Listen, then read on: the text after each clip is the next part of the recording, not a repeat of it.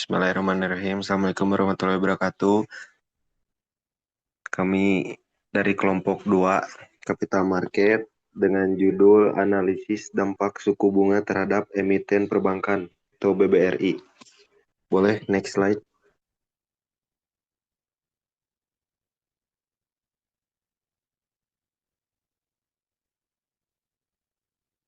Yang pertama ada anggota kelompok dulu. Ada Nova Febrian Anwar, Geral Haripin, sama Antia Nurnisrina.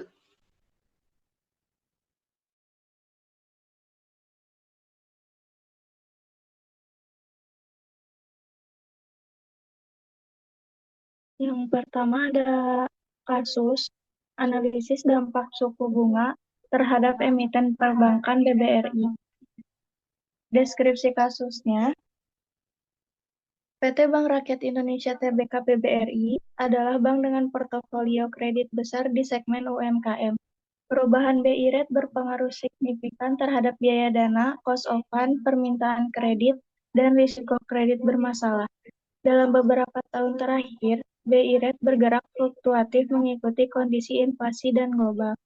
Tugas mahasiswanya analisis perkembangan minimal 5 tahun terakhir, BI rate 5 tahun, pertumbuhan kredit perbankan nasional, inflasi Indonesia, evaluasi bagaimana perubahan ketiga indikator makro tersebut mempengaruhi profitabilitas dan risiko BBRI.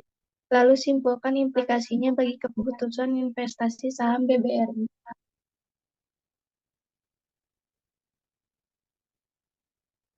Selanjutnya ada analisis dampak suku bunga terhadap BBRI 5 tahun terakhir. Secara umum, pola 5 tahun terakhir dari tahun 2020 sampai 2021, BI rate turun untuk mendukung pemulihan ekonomi pasca pandemi. Pada tahun 2022 sampai 2023, BI rate naik cukup agresif, mengikuti kenaikan suku bunga global, The Fed. Tahun 2024 sampai 2025, BI rate relatif stabil, namun tetap cenderung tinggi untuk menjaga inflasi. Implikasi bagi BBRI, BI rate turun, biaya dana cost of fund turun, margin bunga naik, permintaan kredit naik, BI rate naik, cost of fund naik, NIM tertekan, risiko kredit bermasalah meningkat. Selanjutnya ada pertumbuhan kredit perbankan nasional 5 tahun terakhir. Pola umumnya, pada tahun 2020, pertumbuhan kredit turun tajam karena pandemi UMKM terpukul. 2021 sampai 2023, kredit mulai pulih, tumbuh stabil. Pada tahun 2024 sampai 2025, kredit naik moderat karena konsumsi dan UMKM kembali berkembang. Implikasi bagi BBRI sangat bergantung pada segmen UMKM. Jadi ketika kredit nasional naik, penyaluran BBRI pun naik, pendapatan bunga meningkat. Saat kredit tumbuh lambat, BBRI harus selektif, risiko kredit bermasalah bisa naik. Selanjutnya di sini ada inflasi Indonesia 5 tahun terakhir. Tren umumnya, pandemi yaitu inflasi rendah. Pada tahun 2022 sampai 2023, inflasi naik karena harga energi pangan dunia. 2024 sampai 2025, inflasi menurun kembali tetapi tetap dijaga agar stabil. Implikasinya bagi BBRI, inflasi tinggi, BI rate naik, biaya dana meningkat, risiko gagal bayar naik. Inflasi rendah dan stabil, biaya operasional lebih terkendali, profitabilitas meningkat. Selanjutnya ada hubungan ketiga indikator makro terhadap BBRI. Yang A, dampak terhadap profitabilitas, BI rate naik, memiliki cost of fund naik, lalu NIM menurun dan profitabilitas turun. Selanjutnya pertumbuhan kredit tinggi, pendapatan bunga meningkat, profit naik. Yang terakhir ada inflasi stabil, biaya operasional terkendali, ROA dan ROE meningkat. Yang selanjutnya ada dampak pada risiko BBRI. BI rate naik, risiko kredit macet NPL meningkat, khususnya dari UMKM. Pertumbuhan kredit terlalu cepat, risiko NPL naik jika tidak selektif.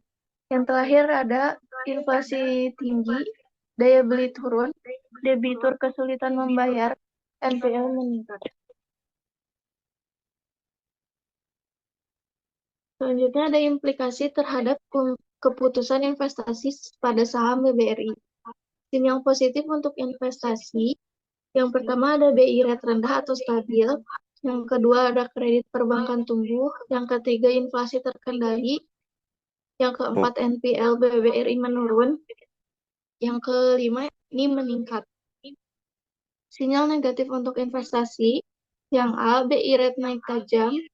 Yang B, inflasi tinggi. Yang C, pertumbuhan kredit melambat. NPL yang terakhir, NPL UMKM meningkat. Kesimpulannya,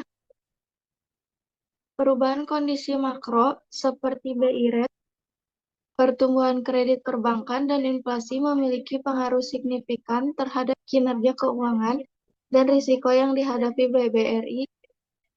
Dalam 5 tahun terakhir, penurunan suku bunga di periode pandemi membantu meningkatkan margin bunga dan profitabilitas BBRI. Sementara kenaikan suku bunga di 2022 menekan margin serta meningkatkan risiko kredit macet, khususnya di segmen UMKM. Secara keseluruhan, BBRI cenderung berkinerja optimal ketika suku bunga berada dalam tren menurun atau stabil, kredit tumbuh positif, dan inflasi terkendali. Kondisi ini mendukung peningkatan profitabilitas, penurunan risiko kredit, dan pada akhirnya memberikan prospek investasi yang lebih menarik bagi para investor.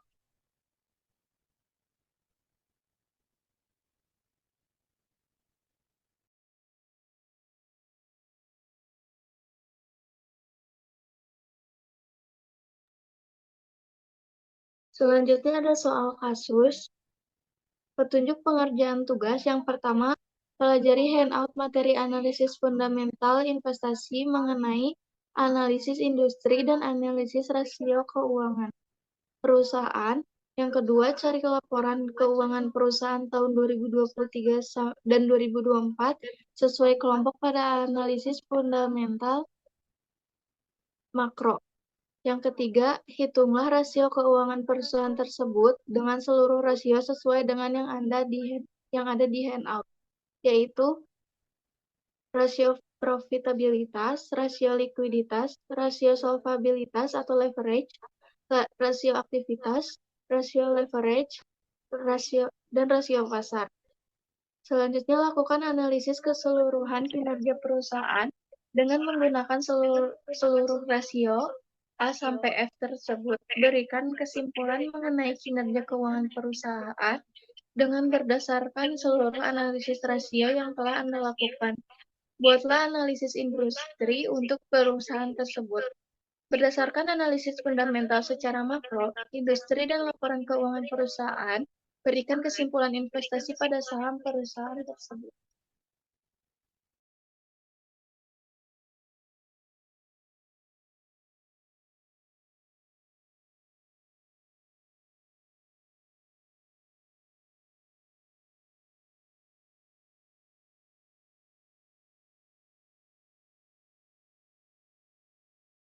Selanjutnya ada laporan keuangan BBRI pada tahun 2023 sampai 2024.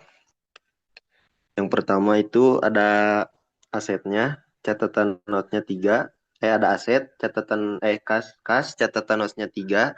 Tahun 2024 itu ada 29.783.642. Sedangkan di tahun 2023 kasnya 31.603.784. Berikutnya ada giro pada Bank Indonesia. Catatan notnya 4.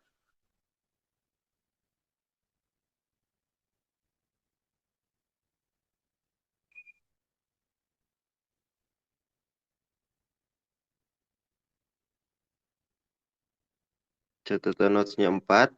Tahun 2024-nya ada 88.878.969. Di tahun 2023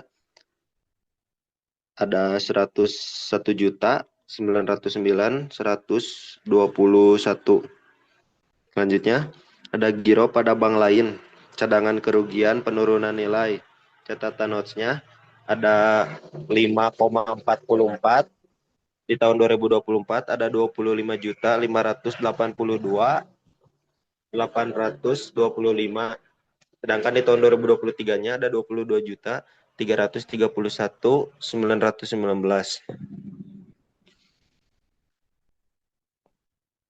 Jadi jumlah totalnya dari kas sampai giro pada bank lain cadangan kerugian penurunan nilainya ada sekitar di tahun 2024 itu 25.574.447 dan di 2023 ada 22.321.935. Berikutnya ada penempatan Bank Indonesia dan lembaga keuangan lain cadangan kerugian penurunan nilai. Catatan notes-nya 6,44 tahun 2024 ada 57.874.333.5. Di tahun 2023-nya ada 65.225.260. Jumlah totalnya di tahun 2024 ada 57.873.568 dan di tahun 2023 ada 65.223.400. Selanjutnya ada efek-efek cadangan kerugian penurunan nilai. Catatan notes-nya ada 7,44. Di tahun 2024 ada 326.535.700. Di tahun 2023-nya ada 331.091.304. Jumlah di tahun 2024 ada 326.476.877 dan di tahun 2023 ada 331.009.794. Terus di sininya ada wesel ekspor dan tagihan lainnya cadangan kerugian penurunan nilai. Catatan notes-nya 8,44. Tahun 2024 sekitar 40.656.822 dan di tahun 2023-nya 54.130.097. Jumlah totalnya ada 39.581.263 dan di tahun 2023 jumlah totalnya 51.806.181. Selanjutnya ada efek-efek yang dibeli dengan janji dijual kembalinya. Catatan notes-nya 9,44. Di tahun 2024 ada 16.845.690. Di tahun 2023 ada 33.595.231. Tagihan derivatifnya, catatan notes-nya ada 10. Tahun 2024 ada 1.087.48. Dan di tahun 2003-nya ada 911.683.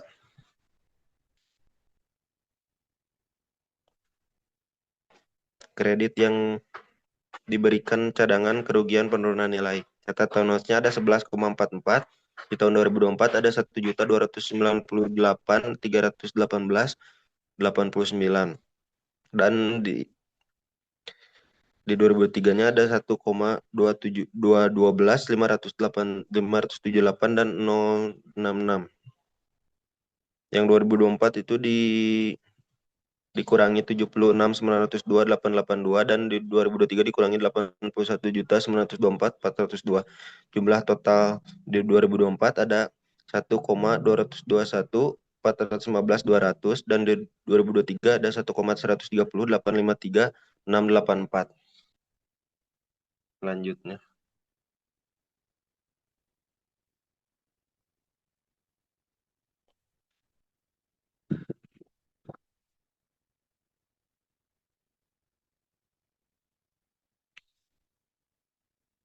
Selanjutnya ada analisis fundamental makro. Analisis fundamental makro melibatkan evaluasi faktor ekonomi dan kebijakan yang mempengaruhi kinerja perusahaan. Yang pertama, pertumbuhan ekonomi domestik. Bank BRI sangat terikat dengan ekonomi Indonesia, terutama di sektor UMKM, seperti usaha mikro, kecil, dan menengah. Pertumbuhan ekonomi yang stabil berada di sekitar 5% atau lebih. Secara langsung mendukung permintaan kredit dan kualitas aset BBRI. Yang kedua ada kebijakan moneter atau suku bunga. Kenaikan suku bunga acuan Bank Indonesia atau BI Rate dapat meningkatkan biaya dana atau cost of fund. Namun juga berpotensi meningkatkan net interest margin jika kenaikan suku bunga kredit lebih tinggi. Sebaliknya, penurunan suku bunga dapat menurunkan NIM tetapi merangsang pertumbuhan kredit.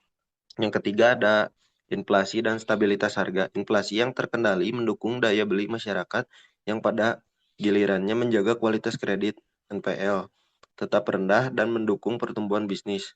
Yang keempat ada stabilitas politik dan regulasi. Stabilitas politik khususnya regulasi perbankan dari OJK dan Bank Indonesia seperti ketentuan CER, LDR atau NPL merupakan faktor kunci. BBRI sebagai bank BUMN juga terpengaruh oleh kebijakan permintaan pemerintah terkait penyaluran KUR dan program subsidi lainnya.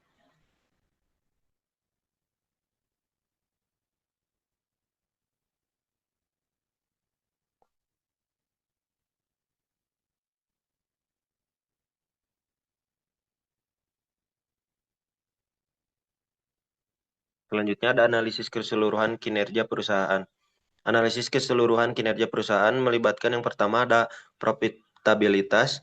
Berdasarkan data laba, BBRI menunjukkan stabilitas profitabilitas yang sangat kuat dari 2023 ke 2024. Meskipun pertumbuhannya melambat sekitar 0,08%, perkiraan ROA-nya 3,02% dan ROE-nya 18,61% pada tahun 2024 menunjukkan BBRI sangat efektif dan efisien dalam mengelola aset dan modalnya untuk menghasilkan laba, menempatkannya di antara bank paling menguntungkan di Indonesia.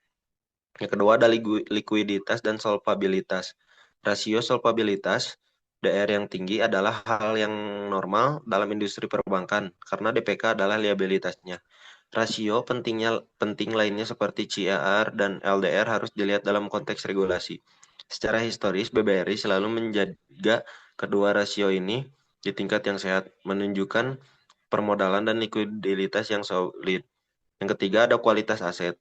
Kualitas aset atau NPL sangat krusial bagi bank yang fokus pada UMKM meskipun NPL BBRI secara historis lebih tinggi dari bank corporate karena risiko UMKM lebih tinggi.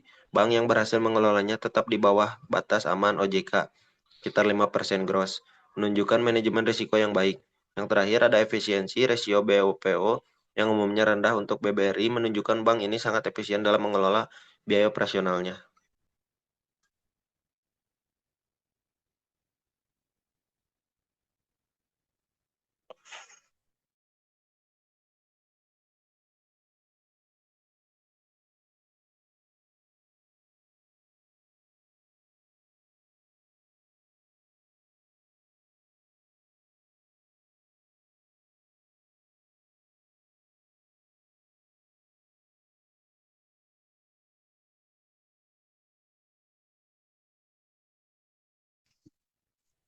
Selanjutnya ada perhitungan dan analisis rasio keuangan. Yang pertama, rasio keuangan net interest margin atau NIM. Formulanya pendapatan bunga bersih bagi rata-rata aset produktif kali 100%. Di tahun 2024, data bunga bersih tersedia. Di tahun 2023-nya data bunga bersih juga tersedia. Dan analisis kinerjanya, NIM yang tinggi menunjukkan efisiensi dalam mengelola aset produktif. Rasio keuangan yang kedua ada return on asset atau ROA. Formulanya laba bersih bagi total aset dikali 100%. Tahun 2024-nya ada 60.150 dibagi 1.992,983,4 sama dengan 3,02%. Di tahun 2023-nya data aset 2023-nya tidak lengkap. Analisis kinerjanya semakin kecil, semakin efisien, target umumnya lebih kecil 90%. Dan rasio keuangan yang berikutnya ada return on equity atau ROE. Formulanya laba bersih dibagi total ekuitas dikali 100%. 2024 ada 60.150 dibagi 323.189 sama dengan 18,61%. Di tahun 2023-nya data ekuitas 2023 tidak lengkap. Analisis kinerjanya mengukur probabilitas bagi pemegang saham angka tinggi lebih besar 15%, artinya sangat baik.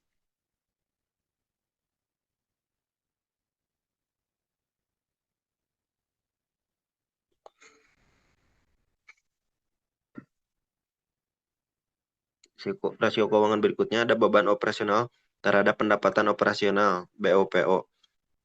Formulanya beban operasional dibagi pendapatan operasional dikali 100%. 2024 data tidak lengkap, 2023 juga datanya tidak lengkap. Analisis kinerjanya semakin kecil semakin efisien, target umumnya lebih kecil dari 90%.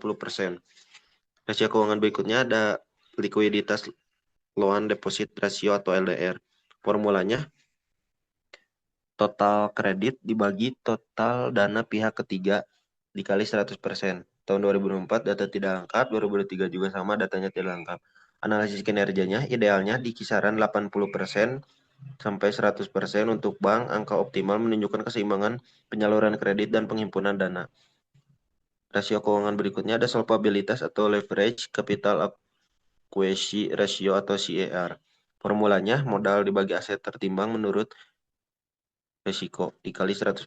Asumsinya 2024 data tidak lengkap, 2023 juga datanya tidak lengkap.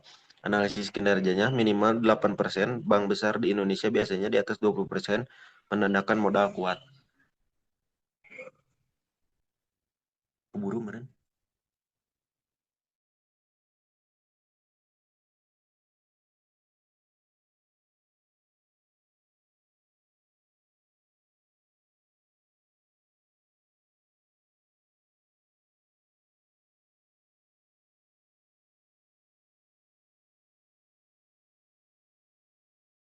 Selanjutnya ada rasio keuangan debt to equity ratio. Formulanya total liabilitas dibagi total ekuitas dikali 100%.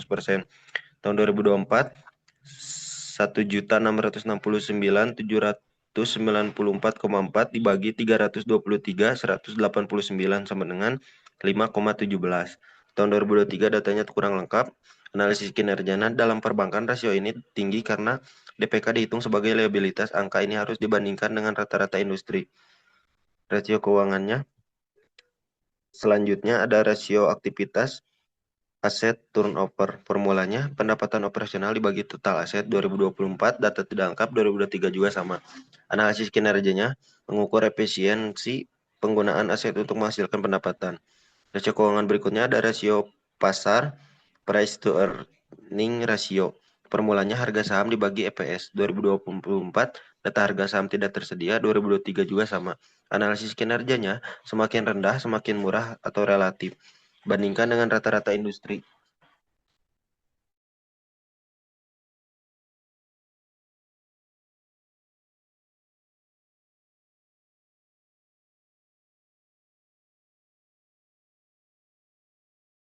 Selanjutnya ada analisis industri perbankan, struktur industri. Industri perbankan di Indonesia didominasi oleh segelintir bank besar Big Four seperti BBRI, BBCA, BMRI, dan BBNI yang menguasai mayoritas aset dan DPK industri yang memiliki hambatan termasuk barrier to entry yang tinggi karena modal besar dan regulasi. Selanjutnya ada analisis industri perbankan, lingkungan industri. Yang pertama, ancaman pendatang baru rendah. Regulasi ketat dan kebutuhan modal besar membatasi pendatang baru. Yang kedua, daya tawar pemasok atau nasabah DPK dikurangi rendah hingga menengah.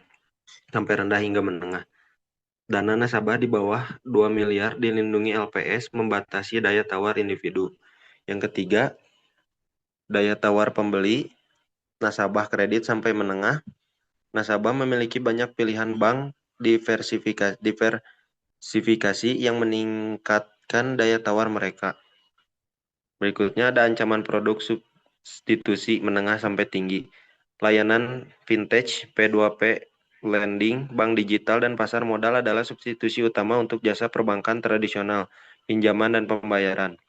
Selanjutnya dari rivalitas kompetitor tinggi. Persaingan sangat ketat terutama antara Big Four dalam memperebutkan CASA, correct account, dan saving account. Murah dan pasar kredit, terutama di segmen retail dan UMKM. Selanjutnya, analisis industri perbankan, posisi BBRI dalam industri. BBRI memiliki keunggulan kompetitif muat yang kuat di segmen UMKM dan mikro dengan jaringan unit layanan desa atau desa per unit yang tak tertandingi di Indonesia. Kompetitif advantage BBRI yang pertama ada fokus UMKM, segmentasi yang spesifik dan menguntungkan. Berikutnya ada jaringan terluas, memungkinkan akses ke dana murah dan penyaluran kredit secara efisien di pelosok daerah. Berikutnya ada CASA kuat, basis dana murah yang stabil, mendukung NIM yang sehat.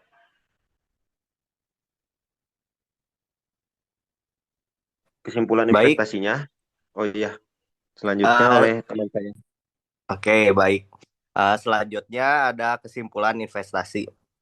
Yang pertama, kategori analisisnya makroekonomi, hasil utama ekonomi stabil, suku bunga di level tinggi atau turun. Implikasi investasinya positif, lingkungan yang kondusif untuk kualitas aset, NPL rendah, dan pertumbuhan kredit yang sehat. Selanjutnya, kategori analisisnya ada industri, hasil utamanya rivalitas tinggi, hambatan masuk tinggi, BBRI dominan di UMKM. Implikasi investasinya positif, BBRI memiliki muat yang kuat dan kompetitif advantage di segmen UMKM, melindunginya dari persaingan bank besar lainnya. Terakhir ada keuangan rasio. Hasil utamanya profitabilitas sangat kuat, efisiensi tinggi, BOPO rendah, permodalan aman atau CAR tinggi. Implikasi investasinya sangat positif. Bank beroperasi secara efisien dan menghasilkan keuntungan yang superior bagi pemegang saham, laba bersih stabil. Selanjutnya ada analisis teknikal. Yang pertama, mengumpulkan data harga saham. Catat data bulanan saham perusahaan Anda sesuai dengan analisis fundamental dari bulan Januari 2023 sampai Desember 2024. Berikut dari open, high, low, close, volume, sajikan dalam tabel pada Excel. Yang kedua, membuat 2 jenis grafik harga. Yang pertama ada line chart, menampilkan harga penutupan atau close dari Januari 2023 sampai dengan Desember 2024. Yang kedua ada bar chart, menampilkan harga penutupan atau harga open close dalam bentuk bar. Kesimpulan analisis teknikal tulisan. Gambar umum arah harga selama 2 tahun. Sinyal teknikal, bullish, bearish, netral. Kestabilan pergerakan harga, volatilitas rendah atau tinggi. Rekomendasi investasi berdasarkan teknikal. Pilih salah satu.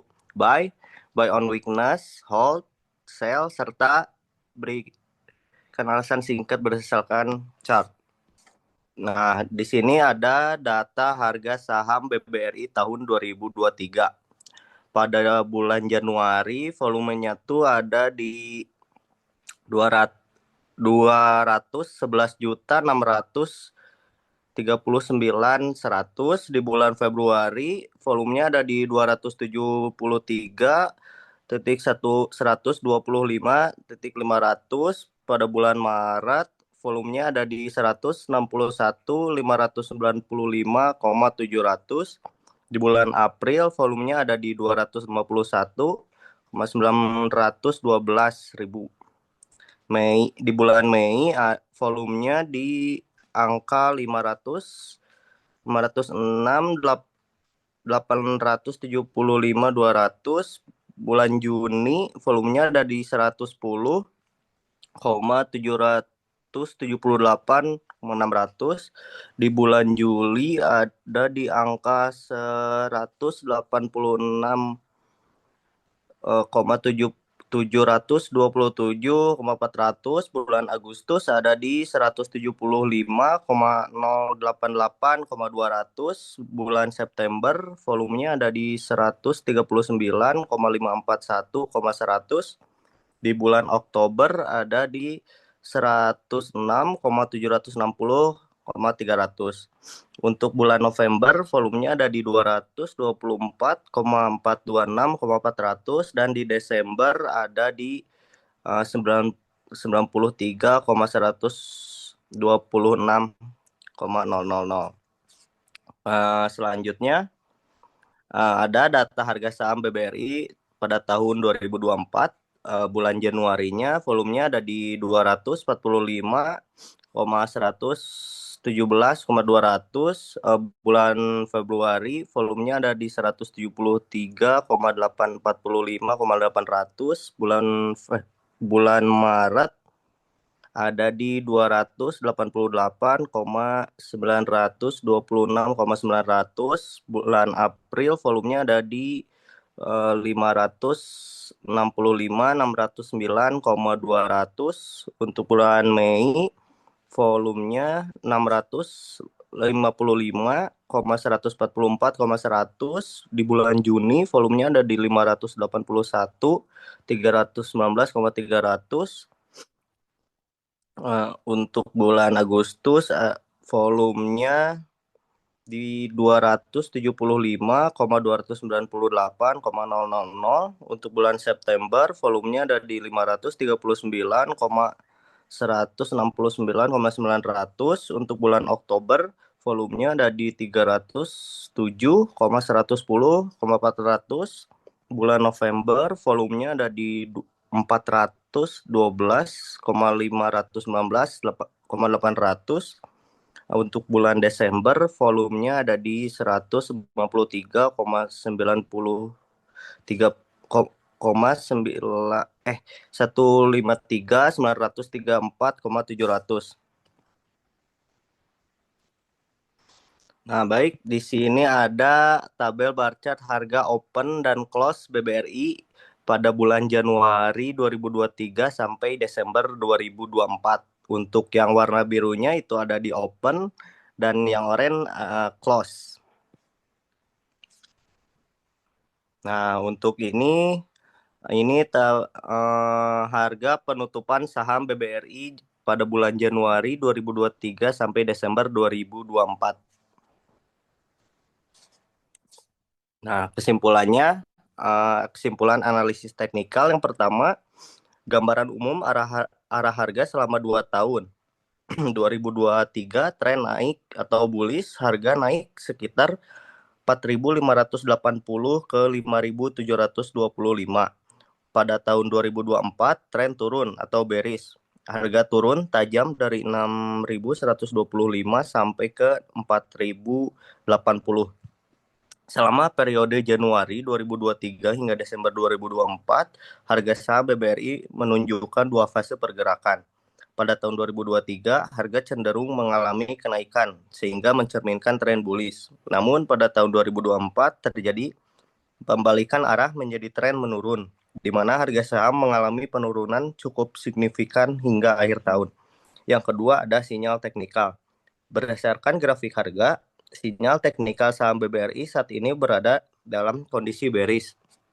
Hal ini terlihat dari pola penurunan harga yang berkelanjutan serta kegagalan harga untuk bertahan di level tertingginya pada awal tahun 2024 yang menandakan dominasi tekanan jual.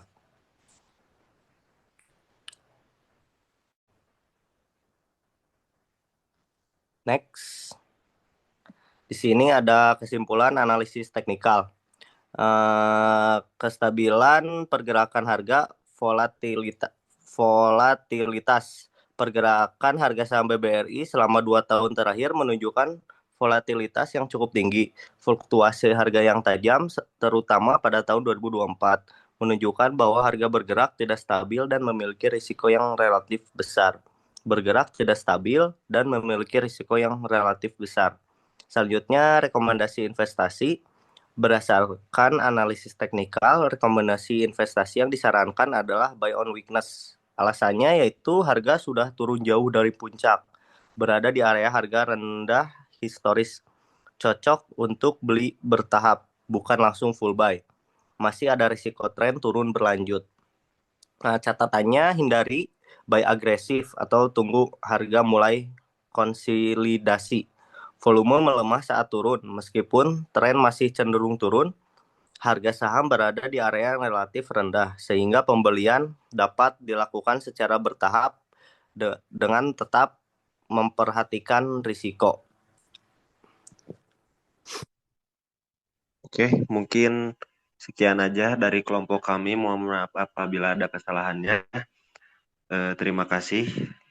Assalamualaikum warahmatullahi wabarakatuh.